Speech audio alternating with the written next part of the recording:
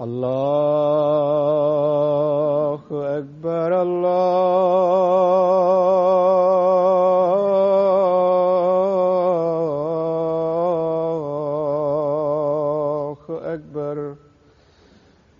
الله أكبر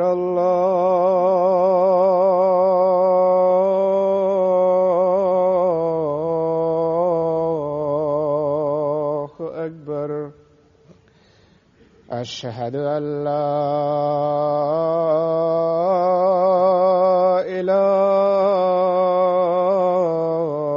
إله إلا الله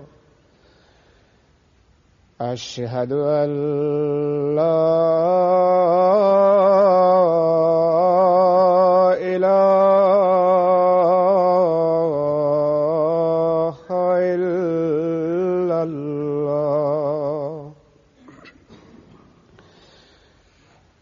أشهد أن محمدًا رسول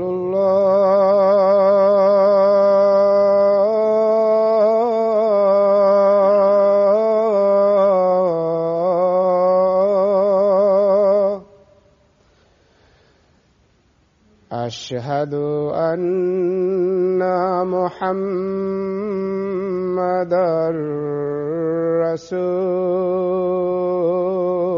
رسول الله حي على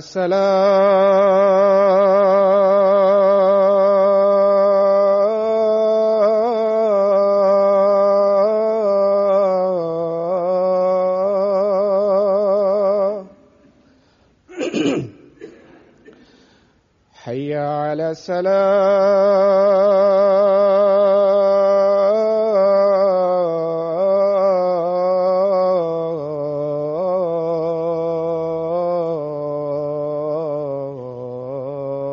الصلاة حي على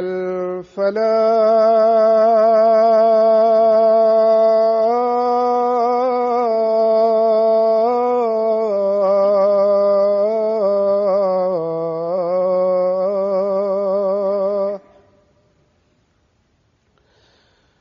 حي على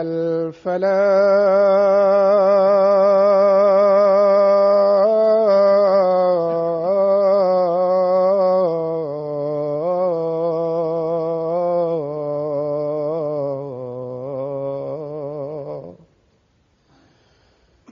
الله أكبر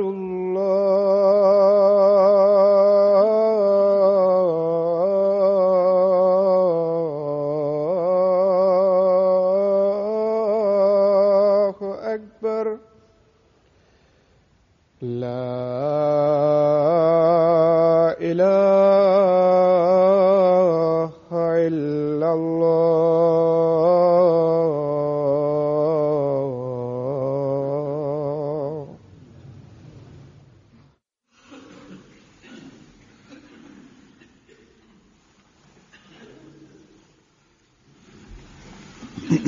السلام عليكم ورحمة الله.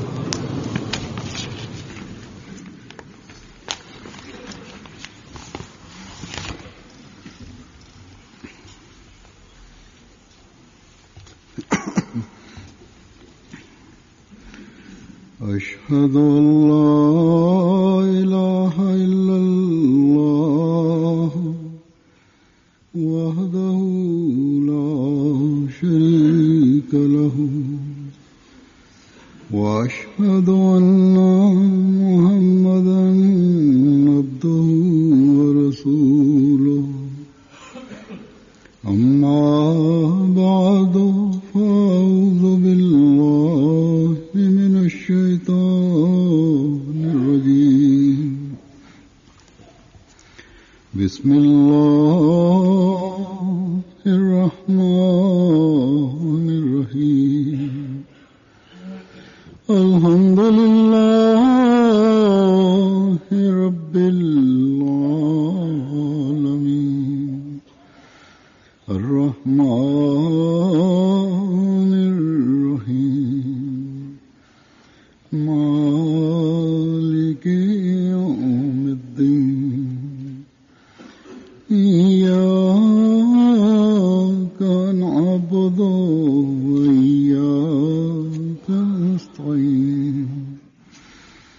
اهدنا الصراط المستقيم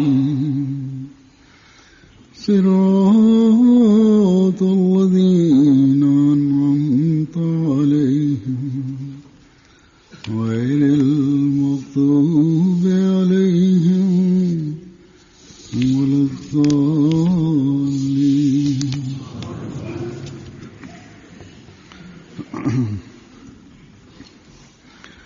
हज़रत मसीह मऊद अलैहिस्सलाम एक जगह फरमाते हैं कि खुदा ताला ने The promised Messiah, on whom be peace, has said in one place, Allah the Almighty has created man to gain knowledge, understanding and nearness to Him. وَمَا خَلَقْتُ الْجِنَّ وَالْإِنسَ إِلَّا لِيَعْبُدُونَ. He who does not keep this real purpose in view and spends his day and night concerned and engrossed in the worldliness, that I should purchase such and such land, build such and such property, or seize or possess such and such property. How else will such a person be treated, except for the fact that Allah the Almighty will grant him respite for a short time, and then he will be called back to God. In the heart of man, there should be a yearning and anguish to obtain the nearness of Allah the Almighty, as a result of which he should be considered to be something valuable by God. If this longing is not found in the heart of man, and all that he is paying for is the glitz and glamour of the world, then ultimately, after attaining some respite, he will be destroyed. Then the promised Messiah, on whom be peace, had said, "It is sad. Most people who enter into this world after attaining adulthood, instead of understanding their duties and responsibilities and keeping in view the purpose and objectives of their life, they forget God and turn to the world. They become so captivated by the honor and the money of the world, leaving a very small share to God." In the hearts of many a people, this does not exist at all. They lose themselves entirely in worldliness and materialism. They are completely unaware that God even exists.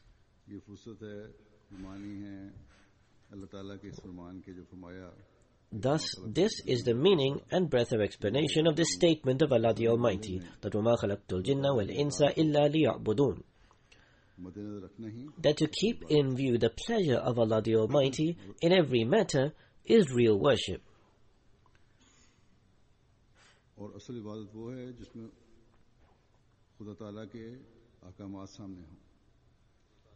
Real worship entails keeping in view the commands of Allah the Almighty at all times. If you are to earn your livelihood in the world, then it is to be done with the principles laid out by God, rather than keeping in view worldly gains alone at all times, utilizing wrong techniques, such as deception and fraud or whatever it may be, to carry out your work, and forgetting God the Almighty altogether. The rite of worship is not fulfilled merely through carrying out the formal prayer. I shed light upon this in the last week's Friday sermon. If all the other commandments of Allah the Almighty are not kept in view and acted upon, then your formal prayer also would be useless. For example, if a person is not truthful in all matters, then his worship and his coming to the mosque to offer the prayers would not count him amongst the worshippers. Similarly, there is rancor, spite, and grudges, and many other vices. All of these vices eliminate the spirit of worship. So a true abid, a true worshipper, can truly be called an abid or a worshipper when in every single matter he always keeps in view the pleasure of Allah the Almighty. He does not give worldly gains any value in comparison. I have often drawn attention towards this subject and explained it. Today I will explain this subject making use of one of the sermons of Hazrat Muslih Maud, the second Khalifa. I will relate the same incidents that he has used, although I may summarize them. As was the manner of Hazrat Muslih Maud, may Allah be pleased with him, that he would utilize incidents and accounts to explain a subject, which presents before us a practical illustration of various aspects of the subject being depicted. Before I carry on with this subject further, I shall present a statement of Hazrat Muslih Maud, may Allah be pleased with him, which sheds light upon his status, so that the new generation and newcomers can gain knowledge in this respect. On the occasion of the Shura in 1936, Hazrat Muslih Maud stated, "There is one type of Khilafat where Allah the Almighty makes people choose a Khalifa, and then Allah the Almighty accepts him." Hazrat Muslih Maud, referring to his own Khilafat, states, "But this is not that type of Khilafat. That is to say, I am not the Khalifa because on the second day after the demise of Hazrat Khalifa Masih I, the members of the Ahmadiyya Muslim Jamaat decided upon my Khilafat. In fact, I am the Khalifa because even before the Khilafat of Hazrat Khalifa Masih I, the promised Messiah alayhi salam said through a revelation of Allah the Almighty that I shall become a Khalifa. So I am not only a Khalifa, but I am a promised Khalifa. I am not a Mamur, but my voice is the voice of Allah the Almighty. For Allah the Almighty, through the promised Messiah on whom be peace, had foretold of this. As such, the status of this Khilafat is in between Mamuriyat and Khilafat. This is not something that the members of the Jamaat can let it go to waste or in vain, and yet can flourish in the eyes of God. Just as it is correct that prophets do not appear on a daily basis, it is similarly true that promised Khalifas do not appear every day. So Hazrat Muslih Maud, in his person also, is proof of the truthfulness of the promised Messiah on whom be peace.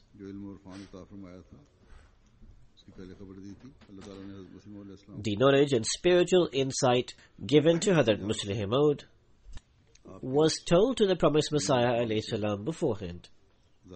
In this sense, the members of the Jamaat should avail through personal study of Hazrat Muslih Maud's knowledge and spiritual insight.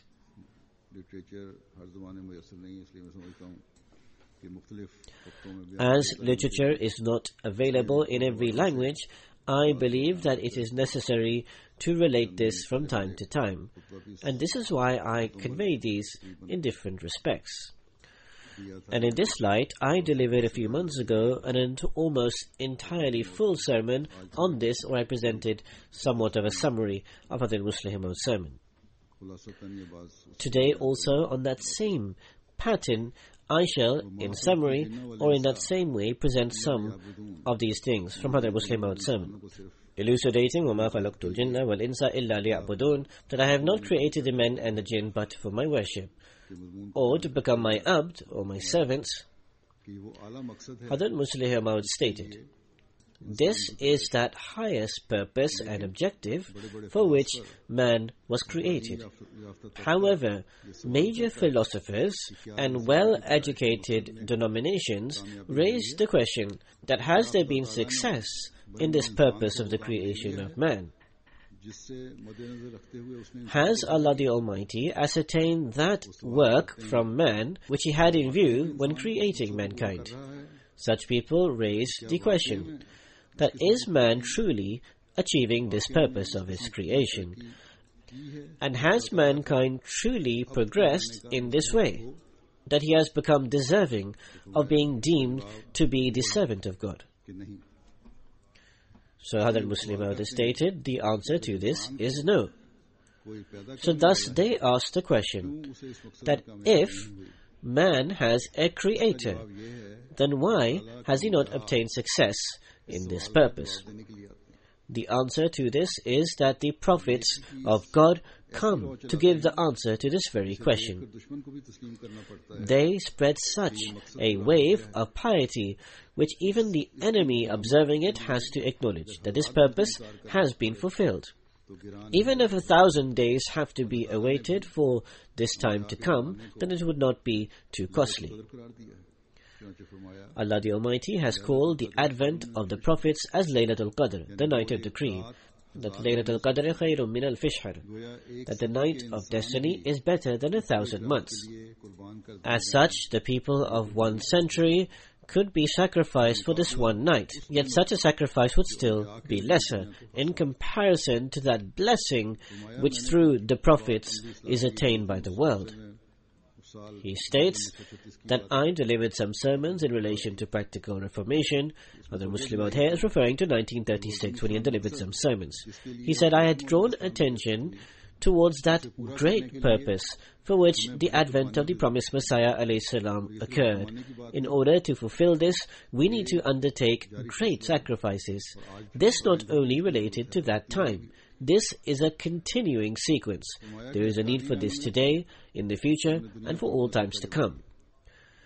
From a doctrinal perspective, we have established our prestige upon the world. However, practically speaking, we still have to establish the prestige of Islam.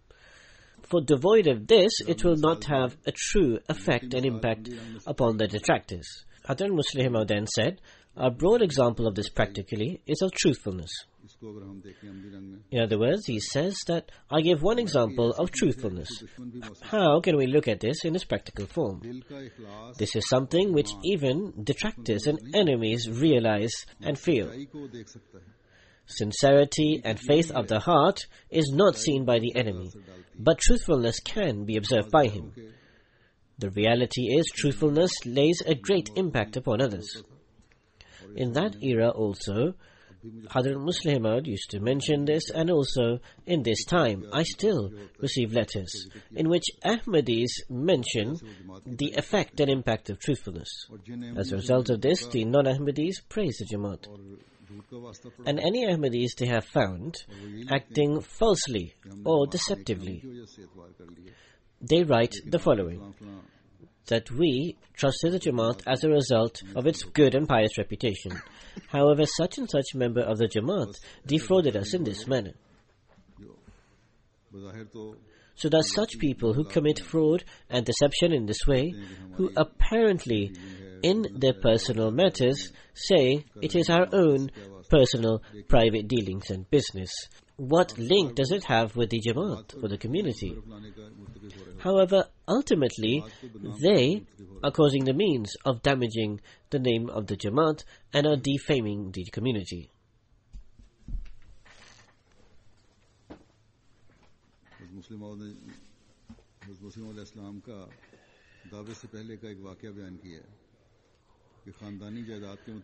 Hazrat Muslim Maud related an incident before the claim of the promised Messiah ﷺ. There was a case with relation to some of the property of the promised Messiah ﷺ's family. This was about the terrace of the house, where now during the era of Khilafat Thaniya, the offices of Sadr Anjuman Ahmadiyya are located. Now there are some changes in Qadian and the offices are no longer present in the same place. So Hazrat Muslim Maud stated, the land of this terrace actually belonged to our family, but the owners of the house had long-term possession of it, who lived alongside it. The older brother of Hazrat Masih Maud, the promised Messiah ﷺ, lodged a case in order to acquire this. As is the way of worldly people, in such cases, truthful and false testimonies are given, so that whoever they believe is in the right wins it. The elder brother acted in this very manner and brought forth many witnesses. The owners of the house stated, we do not need any evidence. Bring his younger brother and take testimony from him. We will accept whatever he says. In other words, they were referring to the promised Messiah ﷺ. Subsequently, the promised Messiah ﷺ was summoned to the court.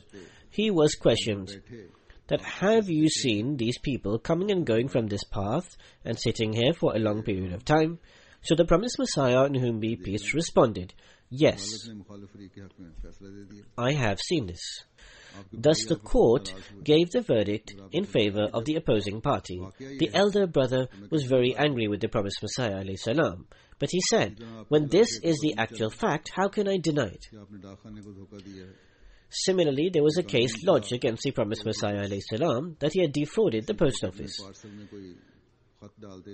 It was a law that if in a packet or parcel anyone puts a note or letter, it was considered that he would be defrauding the post office to save his money.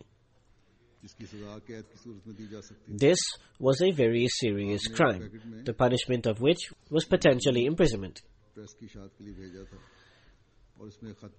The promised Messiah ﷺ had sent a publication for printing in which he had placed a letter which had some directives regarding the printing of that publication. He considered it to be a part of that parcel. His intention was not to cause any harm or damage. The press, who were perhaps Christians, the owner of which reported this. A case was lodged against the promised Messiah. The lawyers stated that the enmity and the opposition of those lodging the case is clear, and here there is no value of testimony or witnesses, so simply deny that you do not place this letter and nothing will happen. The promised Messiah said this can never happen. How can I deny what I have actually done? Subsequently, when he was presented before the court and he was questioned and asked by him that did you place any such thing? He said yes, I did place it, however not out of deception, in fact only considering the letter as part of that publication. Now this truthfulness had such an impact upon the court that we could not punish a truthful and righteous person for this, and he was acquitted. Hazrat Muslih Maud writes, the promised Messiah ﷺ faced many such incidents through court cases, as a result of which in the hearts of those lawyers who were related to any of those court cases had much respect towards the promised Messiah ﷺ. So in one court case, the promised Messiah ﷺ did not hire Sheikh Hamid Ali Sahib, the lawyer, as his lawyer. So he wrote that, I am sad that you have not chosen me as your lawyer in this case. It is not for the reason that I wanted to take any fees, but it is for the reason that I have been deprived of an opportunity to serve. Truthfulness and honesty are such aspects which even detractors cannot refrain from acknowledging. Sheikh Hamid Ali Sahib remained a non-Ahmadi until the very end. He never took the bet. However, apparently speaking, in his sincerity and devotion to the promised Messiah ﷺ, he was no less in any way to any Ahmadi. Hazrat Muslih Maud states that this was not only relating to his person, however, whoever the promised Messiah ﷺ happened to meet had the same condition. When in Jhelum, Maulvi Karamdeen Sahib filed a court case against him, then a Hindu lawyer, Lala Bhim Sen Sahib, wrote a letter saying that my son has just passed the barristry examination. I desire for my son to have the good fortune of serving you. So thus use him as your lawyer. The son who is in question was a very able lawyer. He was the law college principal there, and he also was appointed as the India High Court Chief Judge. Hazrat Muslih Maud writes that Lala bin Sim Sahib made this sincere request because he had the chance to live with the promised Messiah in Sialkot for a short time, and he had observed his truthfulness. Truthfulness is such a thing which not only impresses our own people, but also it obliges the detractors to be impressed. Hazrat Muslih Maud states, prophets of God come to the world to establish truthfulness and honesty. They present such models that the one observing it cannot refrain from being impacted. The Holy Prophet Muhammad ﷺ came to the world and did not invent cannons and machine guns. He did not initiate a bank or manufacturing machinery. So thus, what did the Prophet give to the world? And to preserve and to maintain which was a responsibility of his followers. It was a spirit of truthfulness and good morals. This was previously vanished. He accumulated this, and then this treasure he gave to the world. The Sahaba, the companions, and their children, and then their progeny had the responsibility of this, that they should preserve and maintain all of this. When the first revelation was given to the Holy Prophet Muhammad sallallahu alaihi wasallam, may the peace and blessings of Allah be upon him, Then when he heard the commandment that present to the world the word of God, the Prophet became extremely anxious. This was for the reason that the Holy Prophet Muhammad, may the peace and blessings of Allah be upon him, thought, how would he fulfill this incredible responsibility? Perturbed in this state, the Prophet Muhammad ﷺ returned home to Hadrat Khadija, may Allah be pleased with her. In this extremely emotional and passionate state, he was feeling cold. When he entered into the house, he said, put some garment over me. Hadrat Khadija inquired, why are you suffering? The Holy Prophet related the entire incident. Hadrat Khadija responded, Qalla wallah la yukhzikullahu abadan.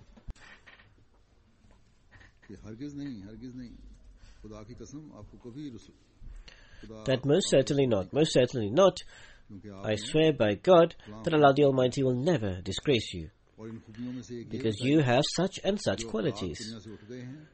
Now one of these qualities that was related, that those morals that have vanished from the world, you have once again cultivated within your person. And you have once again discovered that lost asset. Then how could God the Almighty let such an existence as yourself go to waste? So thus the purpose of the advent of the prophets is this, and this is a trust left behind of the believers, to safeguard which is their duty.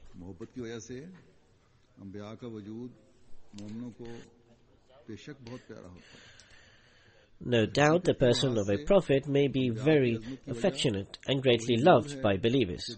However, in fact, the greatness of the prophets is as a result of that spiritual light which Allah the Almighty has brought them about to convey to the world. The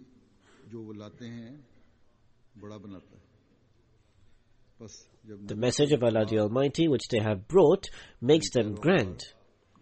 So thus when the followers of the Prophet, to safeguard that person, sacrifice their lives, then they will make every sacrifice to safeguard the message. Hazrat Musleh Maud states, to safeguard the life of the Prophet Muhammad, peace and blessings of Allah be upon him, the companions, may Allah be pleased with them, gave their lives. When reading these accounts, one is left shaking and trembling. Reading about their love and affection, it creates a wave of love within us even today.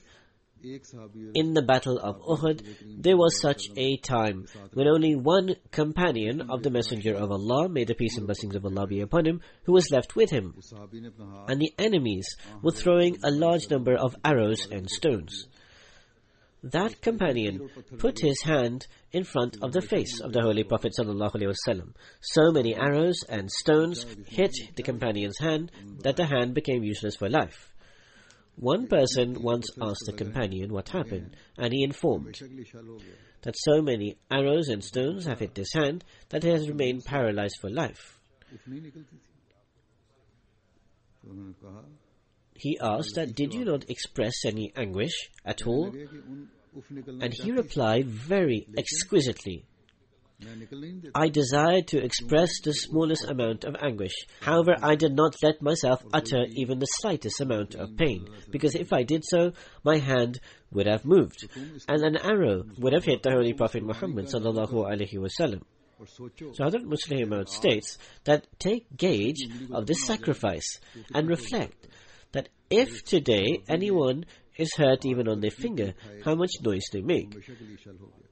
Yet that companion suffered so many arrows on his hand that it became paralyzed for life. Then he relates the example of another companion. This was also on the occasion of the Battle of Uhud. During this battle, there were some companions who became compelled to fall back and then once again regrouped. The Holy Prophet Muhammad, may the peace and blessings of Allah be upon him, said to the companions, assess who has been wounded and who has been martyred. Upon this, some companions went forth to assess the field. One companion saw that there was an Ansari companion who was wounded in the battlefield. He went near to that companion, and he discovered that his hands and legs had been cut off. He was at the last moment of his life. Upon this, the companion went near to him and asked that, "Do you have any message to give to your family? If you do, convey it to me and I will relay it to them." The wounded companion stated, "I was waiting that somebody should pass by and I should give him a message. So you give to my family, to my wife and to my children this message, that Muhammad, the Messenger of Allah, is a valuable trust. Until we remained alive, we safeguarded it with our lives. Now that we are departing, I hope and I expect that you, that is, the relatives, will give sacrifices even greater and will safeguard this valuable trust." Hazrat Muslim Maud states, "Now reflect at the time of death, when he was aware that to give a message to his wife and kids, there was no other time remaining. In such a time, when a person thinks about his property, his possessions, and about conveying something relating to his financial matters, when a person is normally concerned about the betterment of his family, even at such a time, this companion only thought of the following: that I am giving my life to safeguard the Messenger of Allah. And thus he gives the message to his family, that I also hope and expect of you to continue following the same path.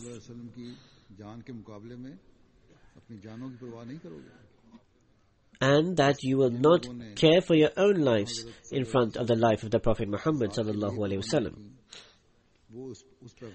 Thus those who gave these sacrifices for the life of the Prophet Muhammad sallallahu alaihi wasallam are ever ready to make every sacrifice for the message that he brought, and they did make every single possible sacrifice. Hazrat Muslim Maud states that whatever the companions did in this way, by way of example, I relate the account on the demise of the Prophet Muhammad sallallahu alaihi wasallam. The news of his passing away became well known amongst his companions. As a result of their intense love, it was as if a mountain of agony had broken, to the extent that some companions started to consider that the news was wrong, because they thought that the time of his demise was not now. For even now, there were some hypocrites amongst the Muslims. Consequently, Hazrat Umar, may Allah be pleased with him, also thought in these lines. He stood there with a sword in his hand and said that whoever says that the Prophet has died, I will smite his neck. He has gone to the heavens, he will return, he will kill the hypocrites, and then he will die. Many of the companions joined with him and said that we will not let anyone say that the Prophet, peace and blessings of Allah be upon him, has passed away. This was apparently an expression of love, but in fact it was contrary to that teaching which the Messenger of Allah had brought, because it is clearly mentioned in the Holy Quran that if the Messenger of Allah is slain or passes away,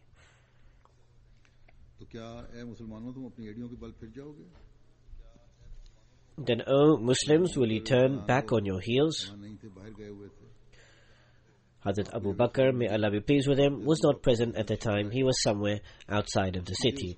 When he learnt of this news, he hurriedly returned to Medina Sharif, and he went immediately to that room where the Prophet Muhammad sallallahu alaihi wasallam's blessed body was kept. Hazrat Abu Bakr removed the cloth from the countenance of the Prophet Muhammad and saw that the Prophet had indeed passed away. He then kissed the forehead of the Prophet. Tears emanated from his eyes, and addressing the pure body of the Prophet, he stated that my mother and father be sacrificed upon you. Allah the Almighty would not bring about two deaths upon you.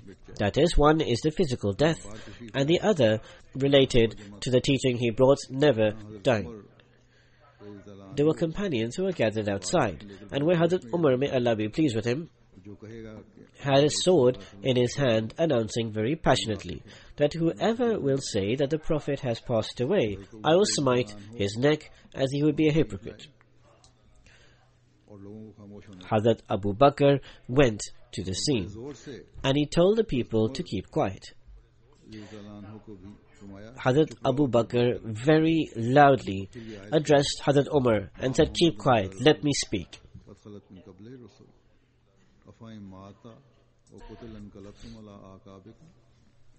यानी मोहम्मद रसूलुल्लाह सल्लल्लाहु अलैहि वसल्लम सिर्फ खुदा के He then recited the verse. In other words, Muhammad is only a messenger of Allah. अगर आप फौत हो जाएं Verily all messengers have passed away before him. If then he die or be slain, will you then leave your faith? And will you consider that your religion is flawed?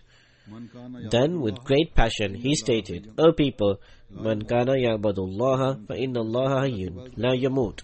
वो खुश हो जाए कि हमारा खुदा जिंदा है Those who worships Allah amongst you should rejoice that your God is alive and he can never die. फइन्ना Mohammad وَمَنْ كَانَ يَعْبُدُ مُحَمَّدًا فَإِنَّ مُحَمَّدًا قَدْ مَاتَ. लेकिन जो मोहम्मद रसूलुल्लाह सल्लल्लाहु अलैहि वसल्लम की इबादत करता था वो सुन ले क्या फौत हो गए However, he who worshipped Muhammad, the Messenger of Allah, should listen that he has died. Hazrat Umar stated that when Hazrat Abu Bakr related the aforementioned verse, it felt as if the heavens had split open, my legs staggered and gave way, and I powerlessly fell to the ground. सल्लल्लाहु अलैहि वसल्लम वफात पा गए At the time, I realized that actually and really the Holy Prophet Muhammad sallallahu alaihi wasallam had passed away. सल्लल्लाहु अलैहि वसल्लम से कितनी मोहब्बत थी कि जब उन्हें मालूम हो गया Observe how much Hazrat Abu Bakr loved the Holy Prophet sallallahu alaihi wasallam.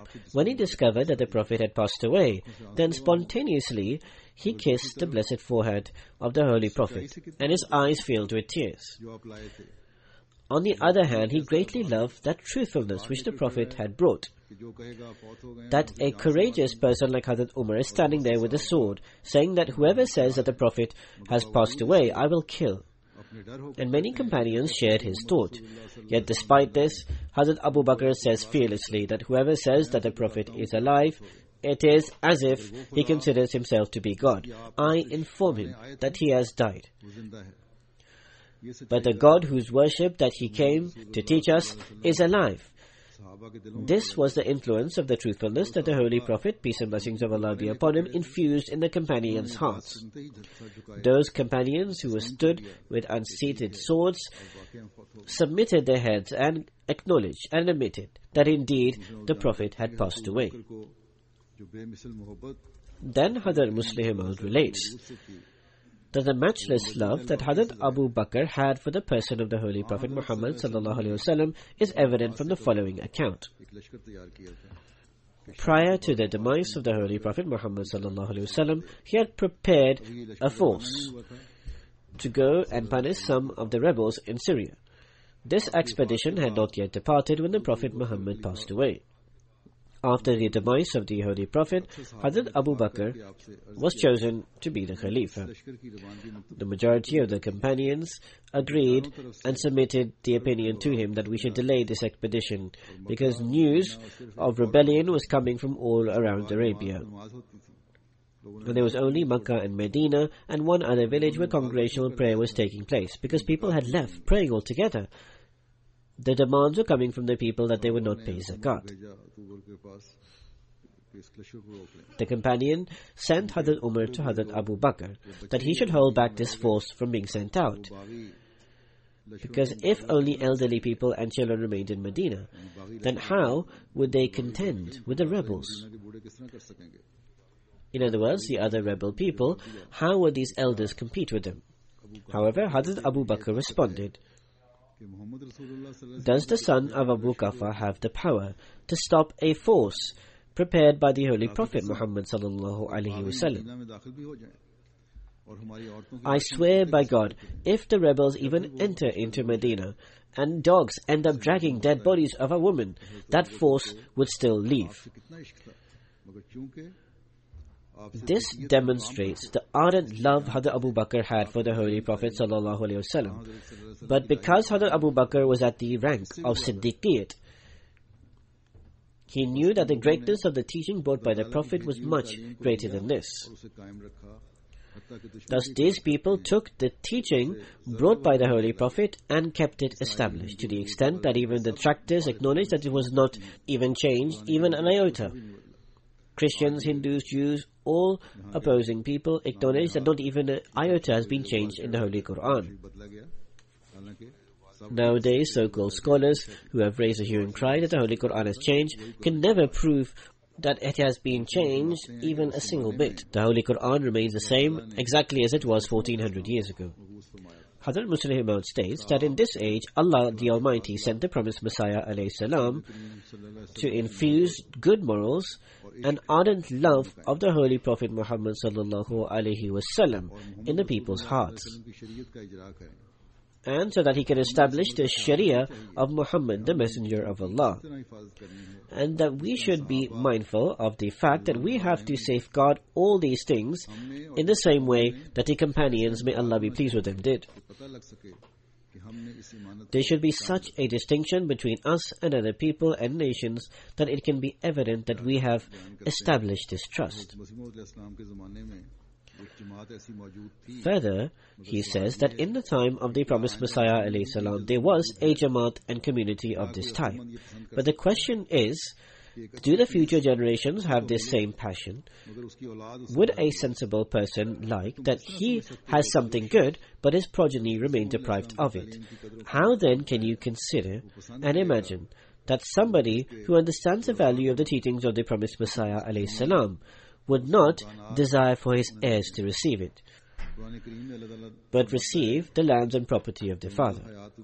In the Holy Quran, Allah the Almighty states, وَمَا الْحَيَاةُ الدُّنْيَا إِلَّا لِعِبٌ وَلَهْوٌ, and worldly life is nothing but a sport and a pastime. These are amusements like football, cricket or hockey.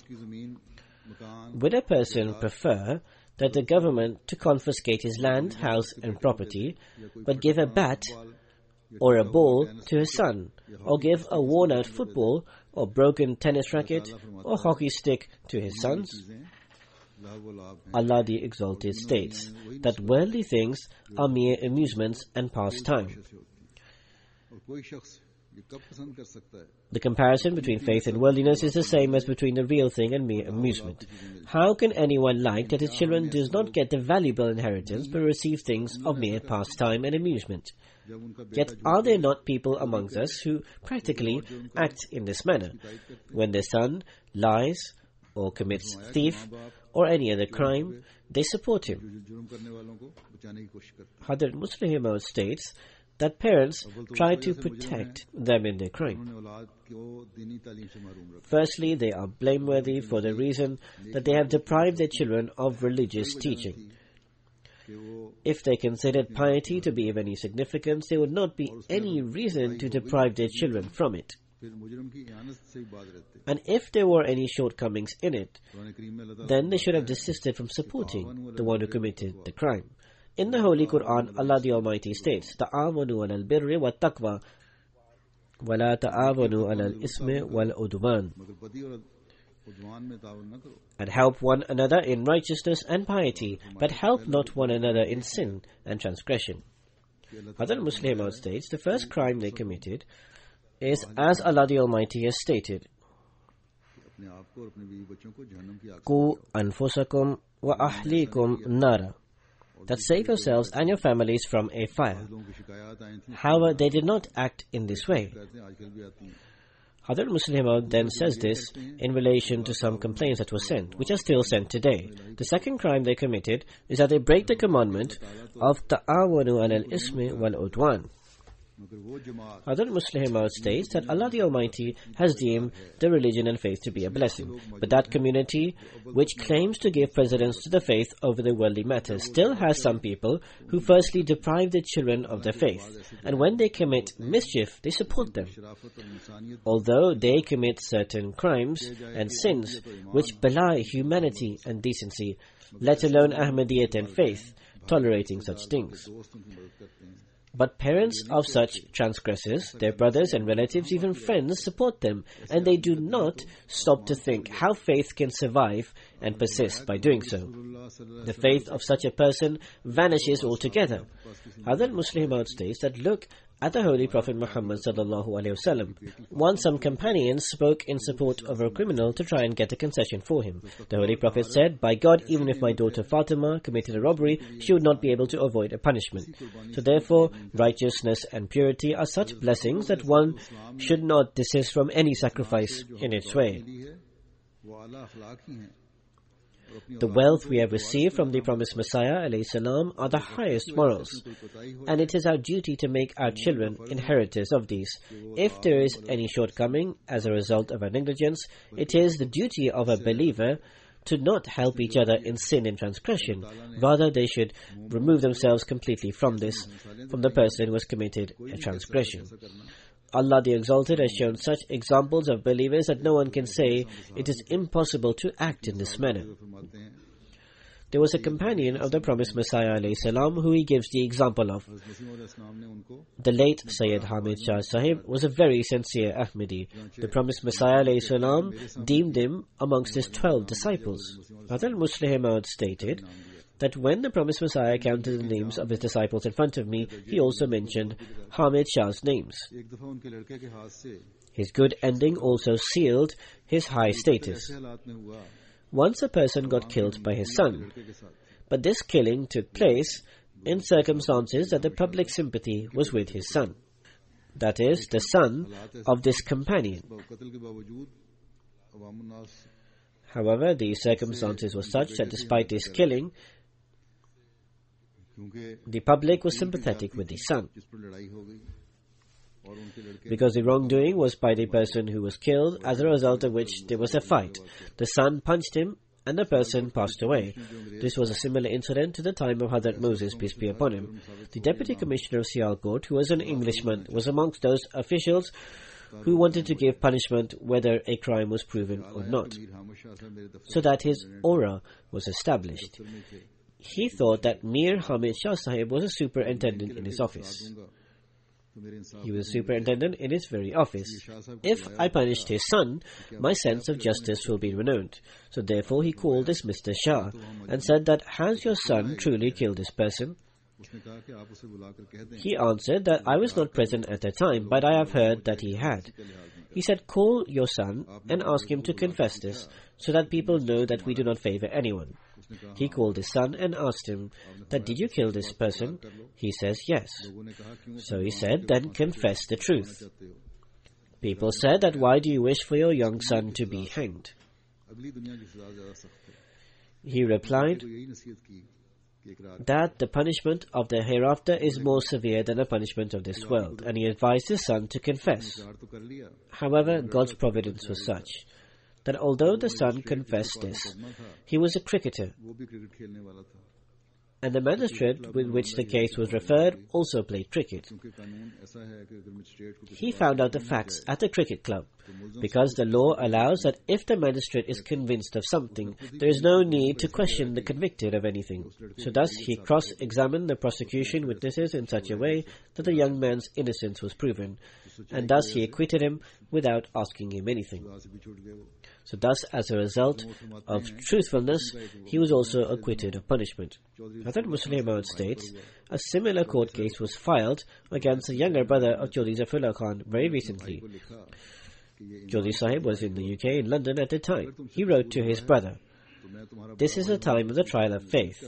If you are blameworthy, then as your elder brother, I advise you that the punishment of the hereafter is harsher than the punishment of this world. So therefore, burden it and say the truth.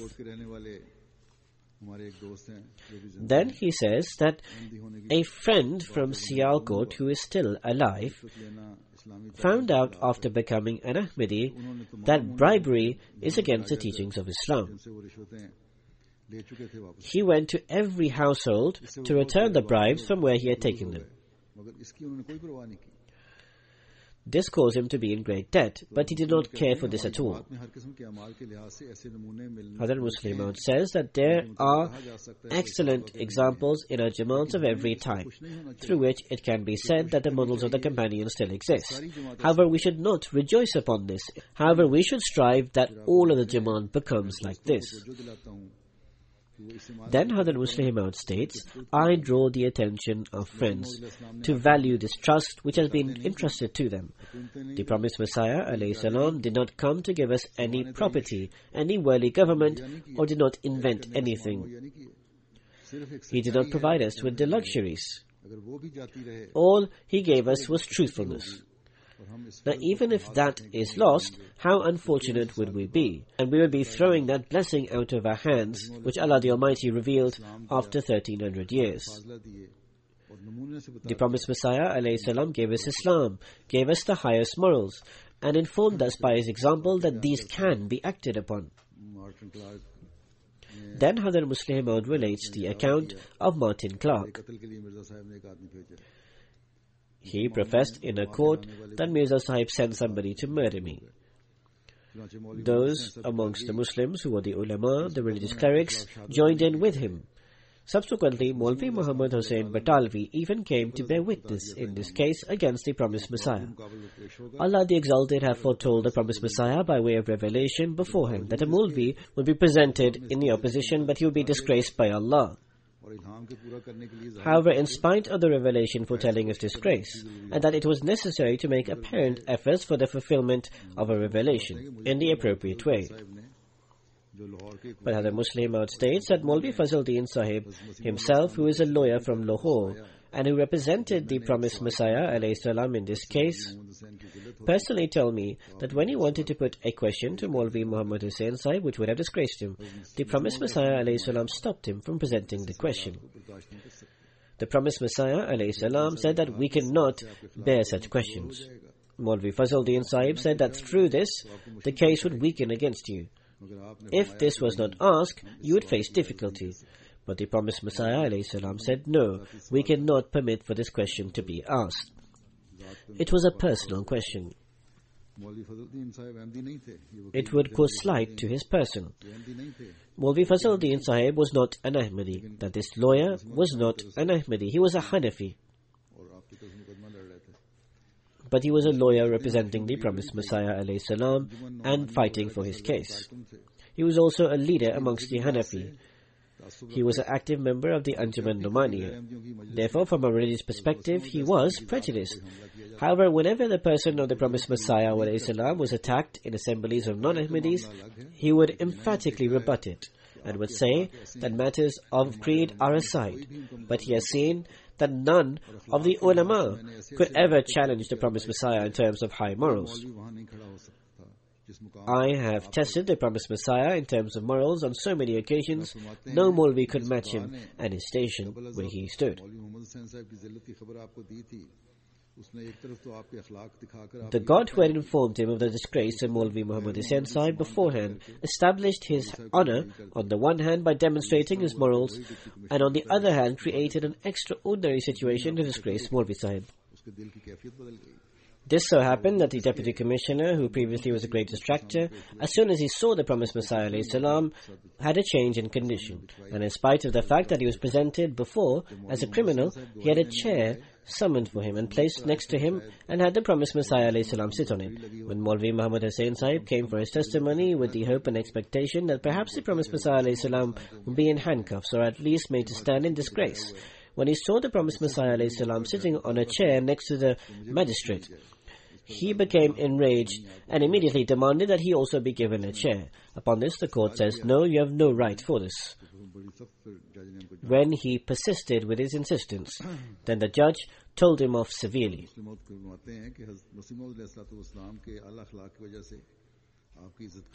Hazrat Musleh Maud stated that the promised Messiah ﷺ's respect and honor was established through his highest morals. In contrary to this, how many friends are there of our Jamaat who can exercise self-control when enraged? Observe that the promised Messiah ﷺ did not even tolerate to disgrace the severe enemy based on a correct account. But our people get angry and are verbally abusive and even start beating others. Whereas the promised Messiah ﷺ says that our mercy is overwhelming and we have suppressed our anger. So thus our Jamaat should inculcate these highest morals, and on the other hand it should have abhorrence towards vices, in the same way that the Holy Prophet Muhammad ﷺ and the promised Messiah ﷺ demonstrated to us. Both of these things are found in the promised Messiah ﷺ, from which it is evident that a believer is a complete person. The incident is related that Hazrat Masih Maud alayhi salam, the promised Messiah alayhi salam, did not respond to the salam of Lekhram, because Lekhram utilized obnoxious language against the Holy Prophet sallallahu alaihi wasallam. Whilst on the other hand, the promised Messiah alayhi salam's compassion is such that for a matter that was about his own person, he did not allow something which would have disgraced Maulvi Muhammad Hussain. So he says that, remember, a person who does not teach pious morals to his children not only is carrying out enmity against his children, but also against the dispensation, enmity against the Prophet Muhammad sallallahu alaihi wasallam, and also against Allah the Almighty. Hazrat Muslim Maud states that I gave many advices and deliver many sermons, and this is carried out in every era. All the Khulafa have done this, and I am continuing to do so. So Hazrat Muslim Maud gives the example that as long as a series of sermons lasts, then the effect remains. But when the series of sermons stops, then the effect ends. He gives the example of a toy, which is called a jack-in-the-box. There is a flexible doll, and inside a box it stays when the lid is closed, but when the lid is open it jumps out. This is the same circumstance and condition of these people. If they are constantly counselled, then the effect remains on them for a while, but when the counsel and advice is stopped, then they return to their old ways. So he states, God has not given anyone so much time that he can permanently deliver such sermons. The actual thing is that one should become a believer. Then the sequence comes to an end. Because this striving only remains until such a time that there is no faith. So therefore, when attention is given, after one truly reflects upon it, effort should be made to make it a part of your lives. This is the secret of the progress of the Jamaat. And this makes a person a true servant of God. So he says, what is required is that the Jamaat should realize that by sending the promised Messiah alayhi salam, Allah has placed immense responsibilities upon him. Even if man has weaknesses the size of huge mountains, if he resolves to eliminate them, then it is not difficult and nothing will be. There is a famous saying of Hazrat Jesus, peace be upon him, that even if you have an iota of faith in your heart, you can move mountains from their position. This means that even if your sins are as huge as a mountain, if a person instills even a small faith the size of a grain, it can move away mountains. The day a believer resolves no impediments remain in his way, then all impediments are eliminated. At this time, I desire to say that all friends should reform their own children and other youngsters of the Jamaat and also themselves, abandon falsehood, deception, fraud, deceit, backbiting, etc., and also all bad habits, to the extent that anyone dealing with you feels that you are very good people. Remember very well that this blessing took 1300 years to return. That is, that we acquired through the promised Messiah. If we do not value this, and it ends up in another 1300 years, we will be cursed by all the generations until that time. Therefore strive and pass on all your virtues to your progeny, and that they pass them further on, and so on. And that this trust remains safeguarded for such a long period that we are rewarded for thousands of years. Because the Holy Prophet ﷺ said that a person is rewarded for a virtue which is established through him, and he is also rewarded for as long as it remains established in the world, and for as many people continue to adopt it. Thus the reward is also great, and the trust is also great in itself. We need to give attention towards this. May Allah enable us to pay the dues of this trust.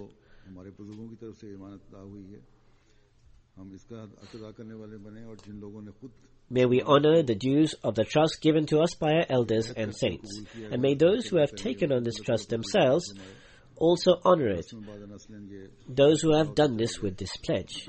And may generation after generation continue to fulfill this right.